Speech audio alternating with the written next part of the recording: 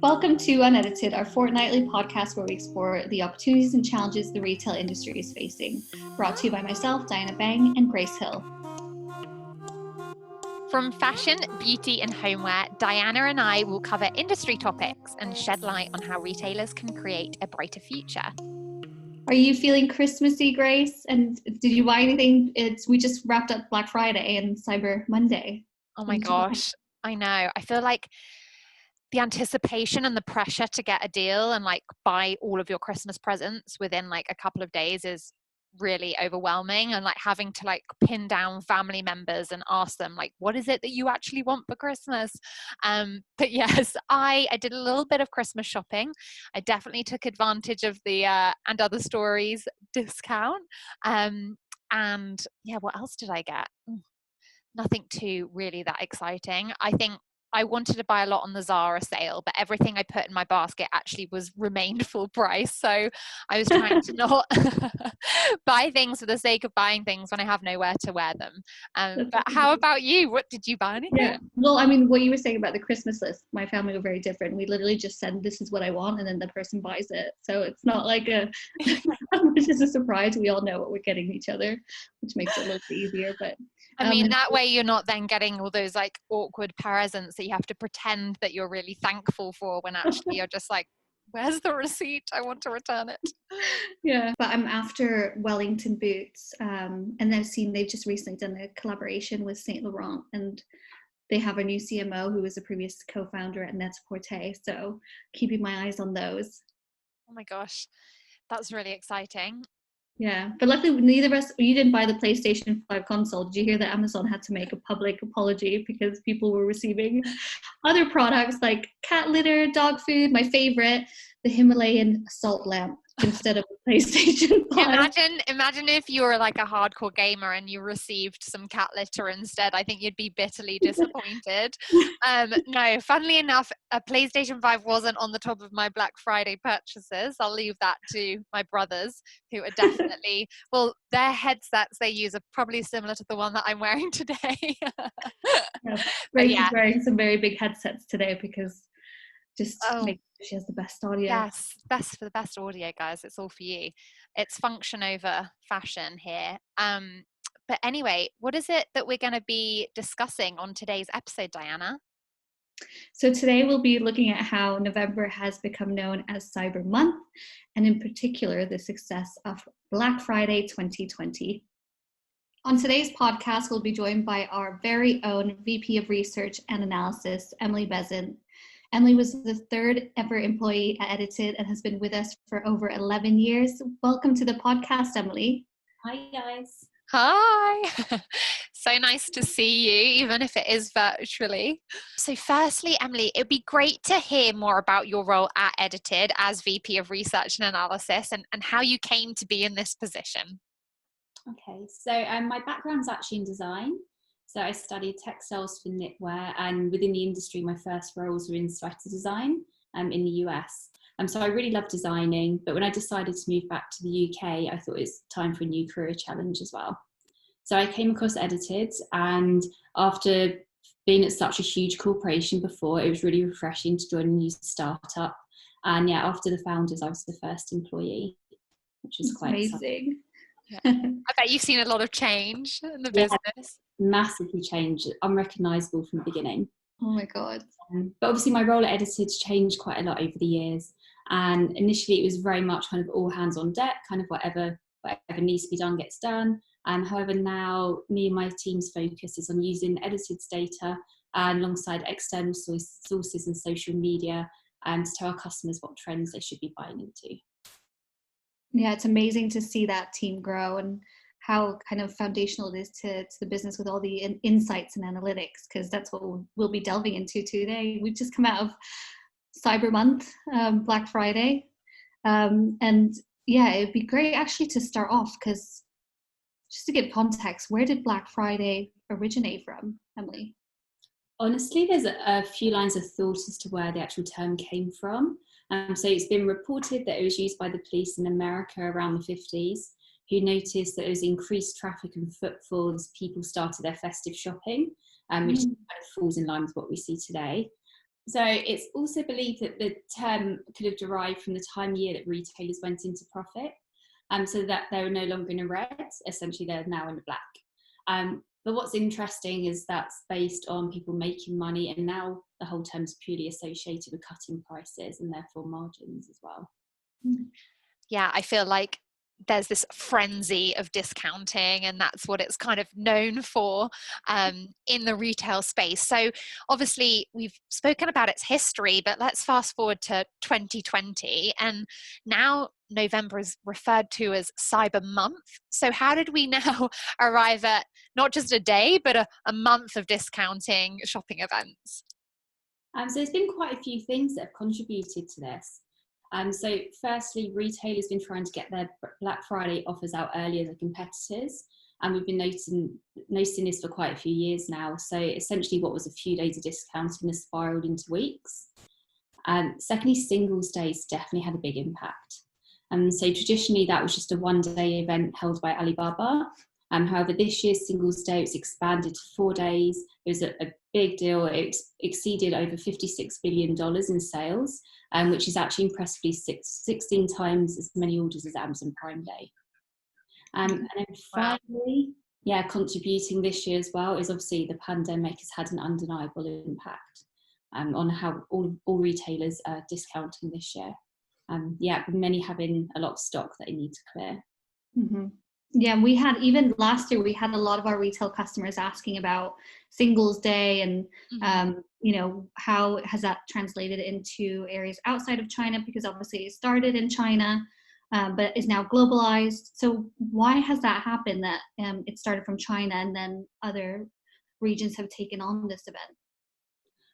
Well, now that most big retailers sell to customers worldwide, there's very little that actually remains relevant just to one region, and especially when a strategy proves so successful as Singles Day has. So in the same way that Black Friday was a US event that's become part of the standard discounting calendar in the UK and pretty much across the globe, and the same thing's happening in Singles Day as well. So even if the first Singles Day actually took place back in 2009, we've only really seen retailers take it up since 2017. It's crazy how in relative terms it feels like much more of a recent development in terms of the discounting calendar, and it's kind of cropped up in very recent years. So one thing we always get asked about from our customer base is, how are discounts evolving? What messaging are their competitors going after? Are they going to have the most enticing on the high street? So how, Emily, have you seen those discounts evolve into 2020 and kind of leading up to Black Friday and Cyber Month? Yep, so obviously, just as I just said, this year's calls retailers to completely revise their discounting strategies. However, what we've seen across most regions this year is that retailers are discounting more of their stock, but they're being so much more cautious about how much they discount by. Essentially, they're just trying to lure in their consumers with offers, but trying to protect their margins as they do it. So things like this year, we saw the summer sales starting earlier than normal and being promoted in customer emails earlier than normal, with non-pandemic friendly categories such as dresses, skirts and swimwear actually seeing deeper discounts than they were last year as well. But despite the rocky year, on Black Friday, both the US and the UK actually discounted heavier than when the pandemic first broke out back in March. Oh, wow.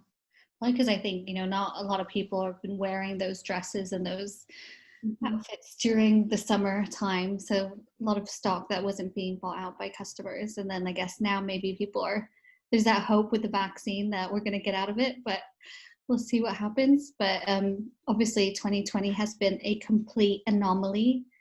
How has Black Friday specifically been different this year versus 2019? It's a little bit of a mixed bag, actually, when you look at different regions. So in terms of those in the UK, promotions have kind of been around or happening at a similar times to last year, with communication starting to trickle in towards the end of October. However, in the US market, Black Friday was actually featured in retailers' communications much earlier than usual. So kick-starting within the second week of October. Wow, that's early. Yeah, that's crazy. Yeah, because like previous years it's been like, oh, the start of November, but the fact that we're going another month ahead is crazy. But when we look at the data though, we see a really similar strategy to what I mentioned before, that retailers are trying to hook customers for more discount, but they're still minimising how much they actually cut prices by. This year, UK retailers discounted a greater proportion of products than in previous years over Black Friday. However, the amount of products we reduced by remained actually on par with the last few years.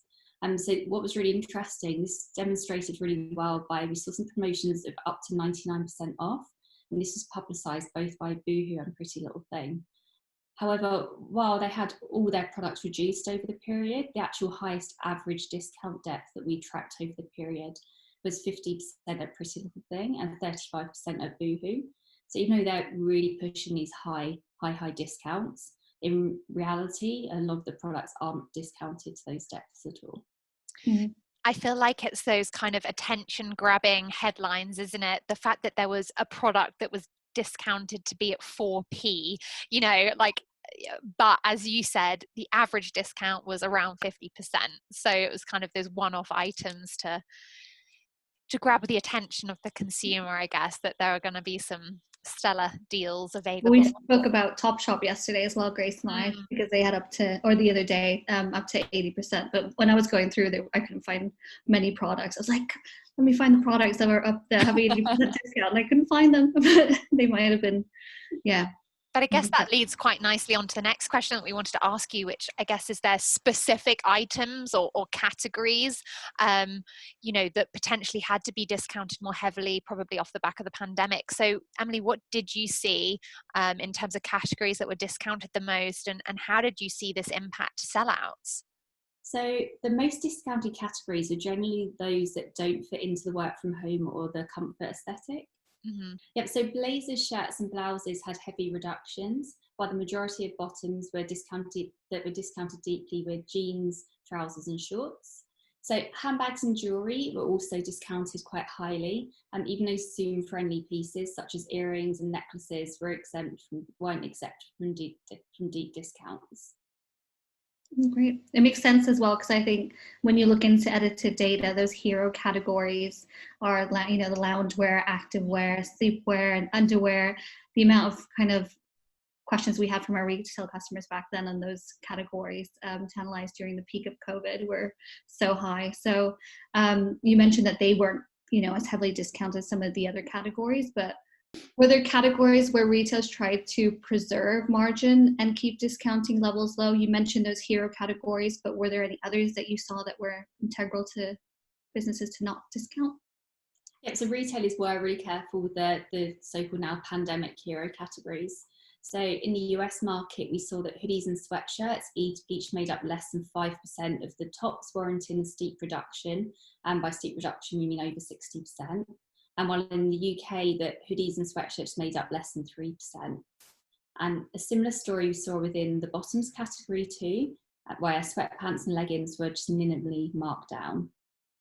And footwear's been a bit of a funny one this year, obviously not going out too much, but comfort footwear really drove footwear sellouts without requiring too much of a drastic price cut. So in the US, shoes were the second top selling category on Black Friday, and these were driven by sneakers, and where only 5% of styles were marked down at 60% or above. So we see people getting involved in their running as well, and outdoor exercise there. And those fluffy shoes that you wear at home. Yeah. Favorite. Slippers. And interesting though, in the UK, we actually saw that sandals and formal shoes were the footwear categories reduced the deepest, but this compares to just 1% of heavy reductions in slippers. Interesting. That's so low, only 1% of slippers being reduced. It's crazy. So Emily, I know kind of Black Friday and Cyber Month is always quite a controversial subject and has some strong opinions within the market. But even more so this year, where obviously a lot of regions were in national lockdowns. So what was the impact of non-essential brick and mortar stores being closed in many countries over the Black Friday and Cyber Month period? So there's some data in at the moment that overall in the UK, overall payments in store and online actually fell by almost 17% year on year. And while in the US, foot traffic was down by over 50% as well. It's quite interesting how we've seen, not just over the Black Friday period, but just in general this year since the pandemic broke, how we've seen retailers trying to work their way around these issues. So things like curbside pickup, call and collect, click and collect. These have all been much more widely publicised this year than they ever have been before.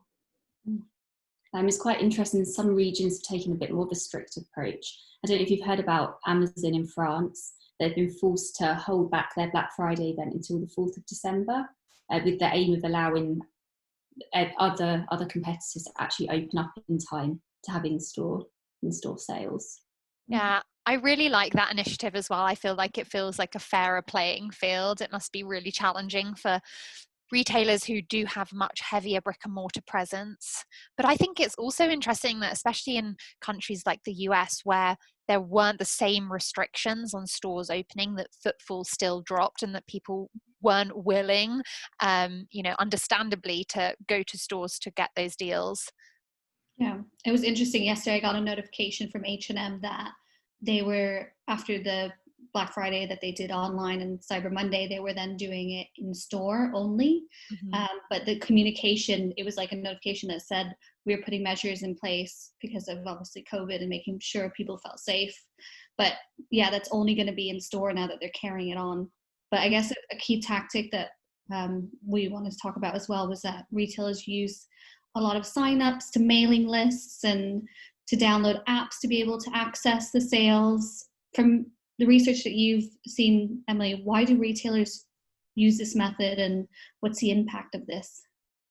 Well, simply, I mean, as you know yourself, there's just so much competition for offers at the moment. Almost everyone has a deal going. And so getting your customer to think about what they'd like to purchase ahead of time is really crucial for sales.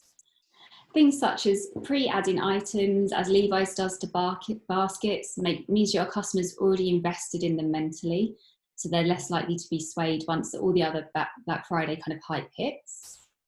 So we're kind of like really already know that that's the product you want. And with more and more people making purchases on their phone, trying to get people to download your app as well is just a really valuable place for retailers to be, not just for Black Friday, but all year round as well. And making someone feel like they're getting something exclusive for signing up is like a really, really good incentive. I feel like it was funny because on my friends' like WhatsApp group chats, everyone was like, what does everyone put in their ZARA basket? Because you could actually preview the prices that they were going to have on Black Friday 24 hours before the event went live. So you could kind of like, fantasize about, okay, I'm going to buy this at this price and have that all ready to go to click pay on your app. I know, because they hadn't done that in previous years. So that was just so interesting that you got to see the discounted prices. Definitely. Yeah, I think just having that mental investment into what you know you can buy is, maybe like you're having more of a conscious decision and giving time to, rather than the frantic, even though it'll still be frantic when it opens up, but you can think more about what you want to buy because you see the prices beforehand. Yeah, and I think on that topic of consciously purchasing, specific items, I know everyone talks a lot about the dark side of Black Friday, whether it's impulse purchasing products that you don't necessarily need, but I know I'm guilty of that. You see a deal and you're like, oh my gosh, I need to have it, even if I have 25 black dresses already in my wardrobe. Do I need another one? And how that maybe leads to increased returns and also cost to the retailer. So how can brands mitigate this risk, Emily? So like I said, there's quite a few threats here to retailers, and for various reasons. Obviously, most importantly, this is the time of year when everyone actually wants to make full price sales. It's the most important time in the retail calendar. And so slashing prices right now isn't probably the smartest move, even though it's now become tradition. Essentially, the things that we see selling out every year aren't the cheapest. That's so interesting, because it's like almost luring people in, and then the psychology of thinking that you have a deal. Because I'm one of those people that when somebody says, oh, where did you get that top from? I'm always like, well, it was discounted at this price. I always introduce a top if I've had it discounted. I'm one of those people that do that. So won by the psychology of it. And also the really deep discounts as well just really promote throwaway culture, which really derails sustainability efforts. Why would a consumer really care and look after their goods if they can replace them for so little?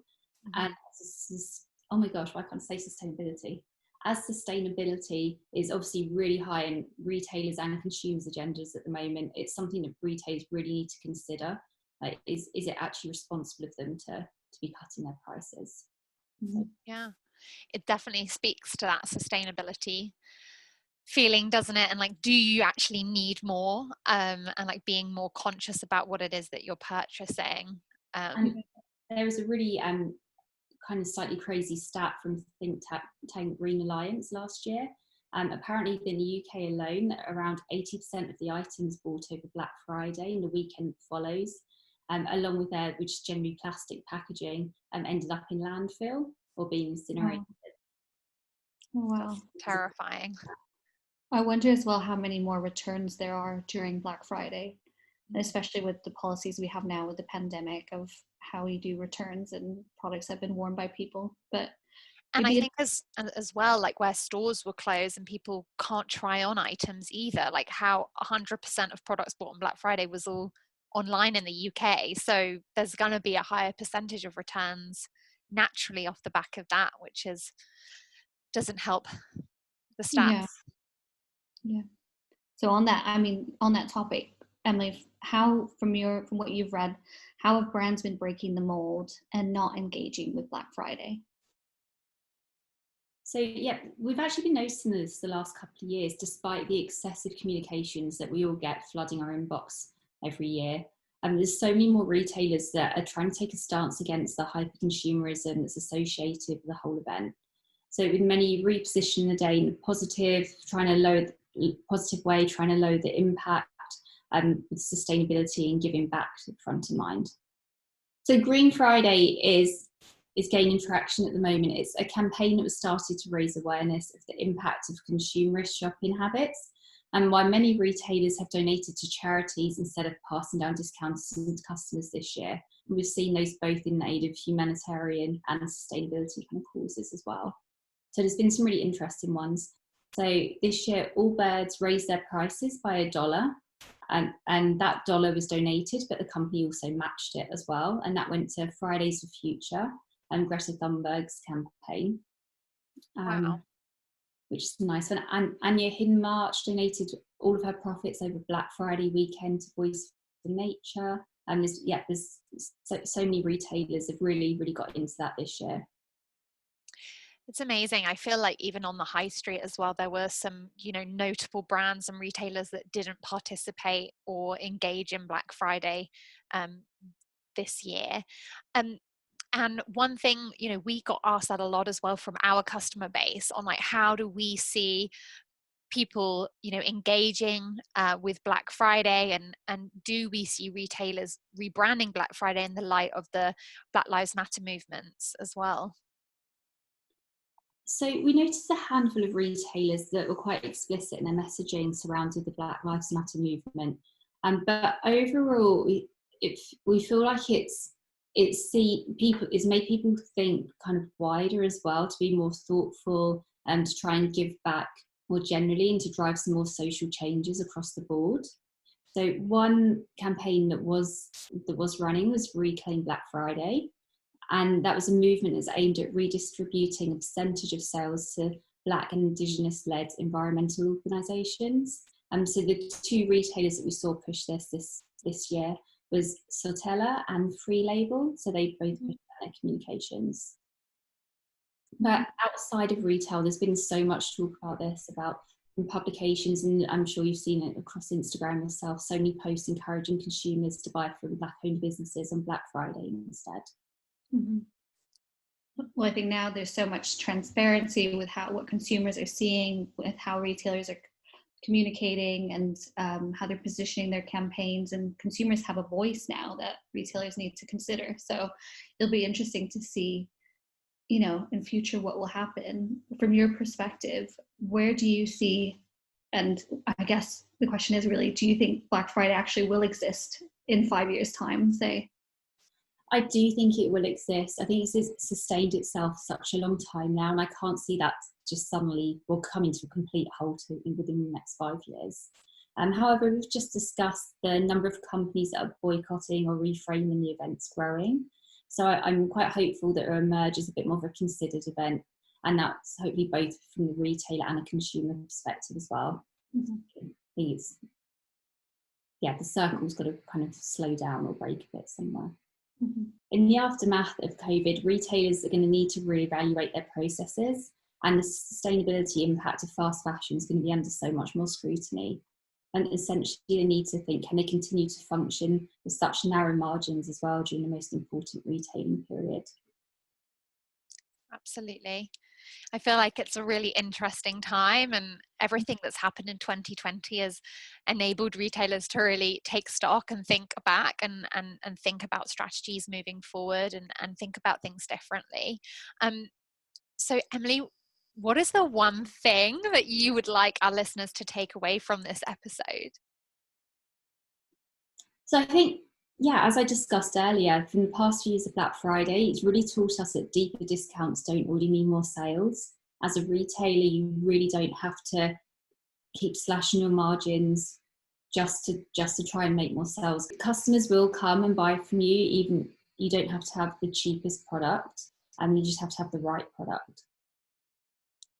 Yeah, maybe it's about whether the 64p strategy probably isn't the most optimum, or will customers actually buy more products that are what they actually want and are the right product at the end of the day, rather than the deepest discount. So Emily, it's been wonderful having you on the podcast. Thank you so much for your insights. Thank you for sharing it with us. Lovely to chat to you both.